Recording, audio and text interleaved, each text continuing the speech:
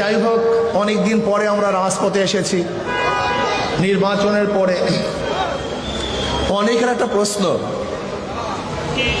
যে ঐক্যের জন্য আহ্বান করেছেন আপনারা, প্ল্যাটফর্ম গড়েছেন আপনারা, আবার শেষ পর্যন্ত নাইও আপনারা।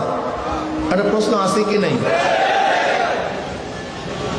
ইসলামী আন্দোলনের সম্মানিত আমির ইসলামের পক্ষে একটা বাক্সের জন্য আহ্বান করেছিল।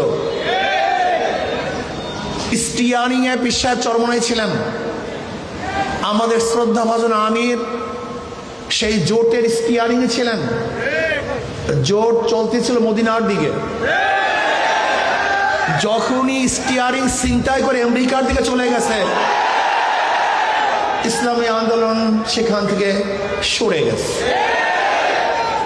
তার মানে ইসলামী আন্দোলন বাংলাদেশ জোটে ছিল ইসলামের জন্য, বের হয়েছে ইসলামের জন্য।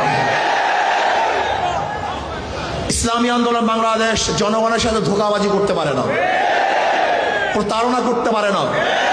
ইসলামী আন্দোলন বাংলাদেশ গুপ্ত রাজনীতি করে না। ইসলামী আন্দোলন বাংলাদেশ যা মুখে বলে বাস্তবে তাই করে।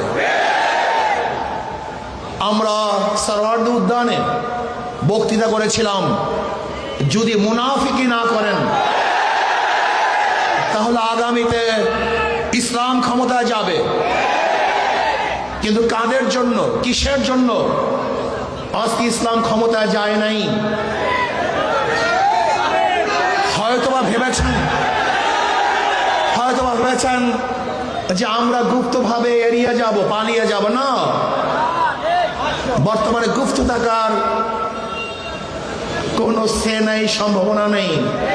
সব স্পষ্ট হয়ে যাবে।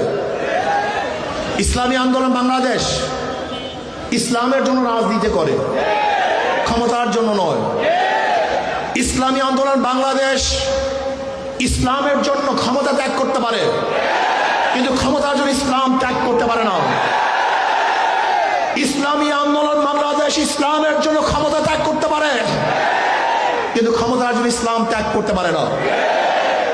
আজকে আমরা পার্লামেন্ট কি দেখতেছি? আবারও কে রাজাকার কে রাজাকার না, এটা প্রমাণ করার জন্য সময় ব্যয় করা হচ্ছে। আবার কেউ রাজাকার না, মুক্তিযোদ্ধা হিসাবে, শিশু মুক্তিযোদ্ধা হিসাবে নিজেকে প্রমাণ করার চেষ্টা করছে। এগুলো হাস্যকর, এগুলি ঠিক নয়। আবার কেউ মুক্তিযোদ্ধার পরিবার হিসাবে নিজেকে পেশ করছেন। সত্য বললেই হয়, আপনার পরিবারের মধ্যে কে কে মুক্তিযোদ্ধা ছিল, তাহলে জাতি স্পষ্ট মেসেজ পাবে যে অমুকে মুক্তিযোদ্ধা ছিল। আমার পরিবারের লোক মুক্তিযোদ্ধা। কে কে মুক্তিযোদ্ধা, কোথায় যুদ্ধ করেছেন, কোথায় শহীদ হয়েছেন বলে দেন, তাহলে অস্পষ্টতা থাকবে না।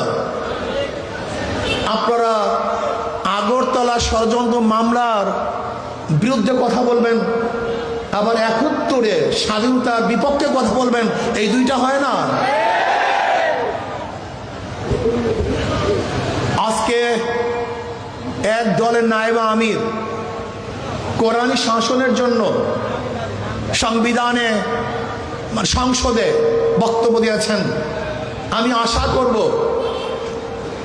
শরিয়ার পক্ষে বা কোরআন ও সুন্নাহর পক্ষে যেন ওই দলের আমির বিল উত্থাপন করেন, সংসদে কথা বলেন, আলোচনা করেন, এবং কোরআন ও সুন্নাহর আইন পাশ না করলে তারা যেন সংসদ ত্যাগ করেন, ওয়াকআউট করেন। এইটা আমরা দেখতে চাই।